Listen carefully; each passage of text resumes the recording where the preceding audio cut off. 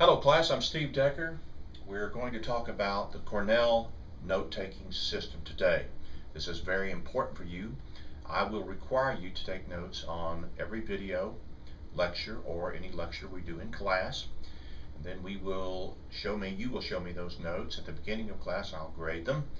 And then we'll have a quiz in class. So pay close attention. If you will do these things, this system will help you throughout your whole university experience. You'll do very well. Now, I call this note-taking for A-making. And the key word, class, is repetition. You do things you learn through repetition. A dog learns tricks through repetition. It is extremely important that we learn to repeat and restudy the notes that we take during class.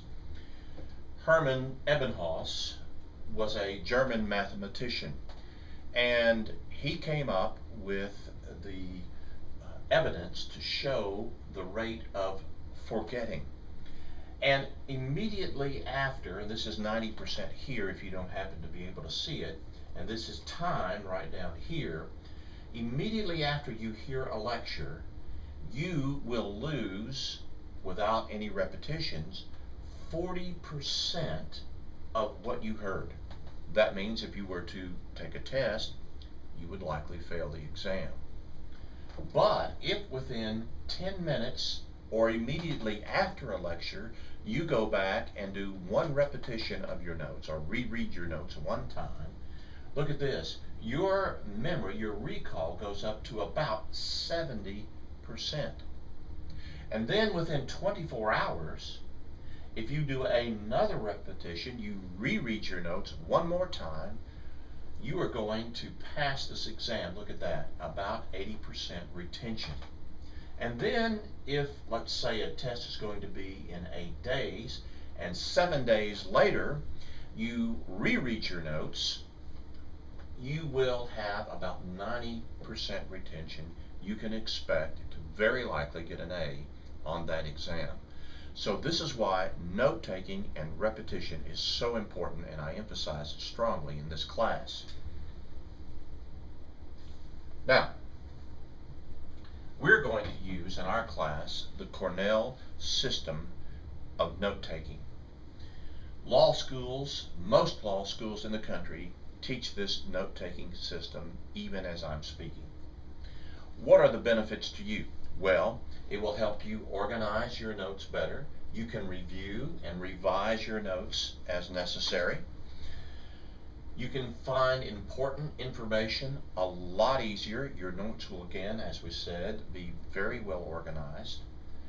You will be able to focus on key concepts that are likely to be in exams or on tests or that are important for you to remember. It's a much easier way to study, and it increases your recall, which is important for making high grades. And you can help each other. You can work with another student, another partner. You can share ideas. One person will remember something that you didn't remember. It's a great way to build community in the class. And then it stimulates critical thinking, where we analyze the reasoning and the arguments and the evidence that the experts are using in their propositions that they're wanting us to accept. So that is the Cornell system and the reasons why we should use it. Well, how do we do the Cornell system? Well, simply, you make a lopsided eye on a piece of paper.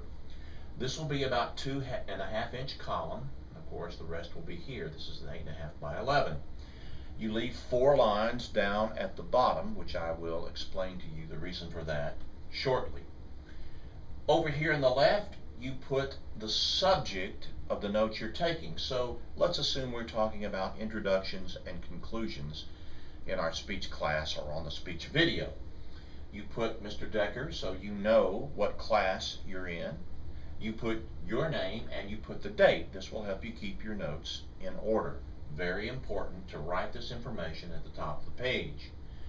Then, as you're listening to the video, you take notes. You do not write in the left-hand column. You simply write the notes down, key ideas. You shorthand the notes so you can take them quickly, and you put any drawings you might want to put down in the notes as you listen to the lecture. So abbreviate the notes, chunk the notes, in other words, skip a line between major ideas. If you have a major idea here and some notes about it, then skip a line and then start on a major idea, skip a line and start on a major idea, and of course wait to write notes in this until later. Now class, here's an example, introduction and conclusion.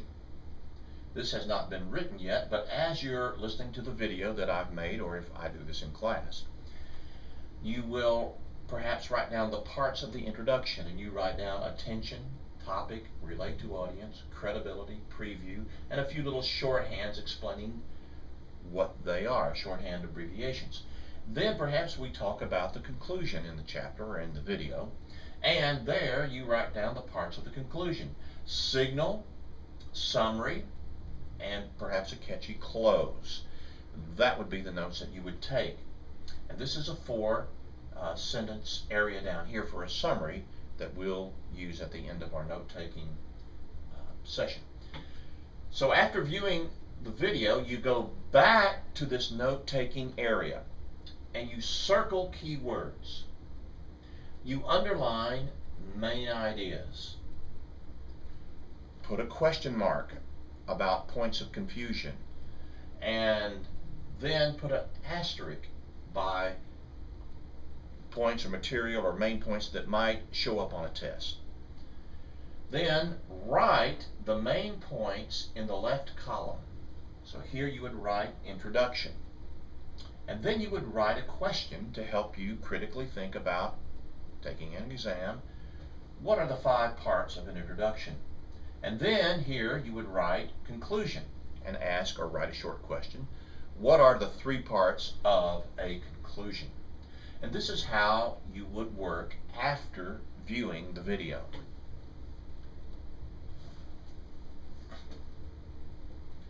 Now, let's get to the bottom part, which we've talked about in the past. This is where you will put down your summary. The bottom line is saved for 4 or 5 lines are saved for writing down a brief summary of the main points that you jotted in the left-hand column. You might ask yourself, what would I say to a person if I were going to explain to them the main points of this lecture? That is the question you should answer in those bottom 4 to 5 lines that are on the bottom of the note-taking or the note page where you're taking notes. Then you study and repeat. You go back immediately after class, you reread the notes, read it with another person, fill in the blanks where you might have missed something, make sure you check your shorthand and make sure you can understand the shorthand abbreviations that you've used, and then begin to write the key ideas over here in the left-hand column. Now, the first repetition will take place immediately after class within 10 minutes.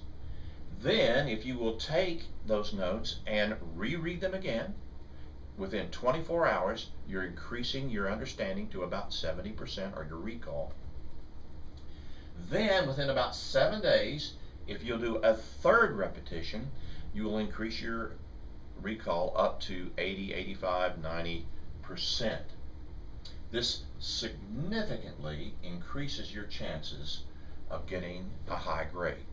And class, if you will do these things, if you will take notes carefully using this Cornell system, you will have a much greater chance of being a successful student at Middle Tennessee State University.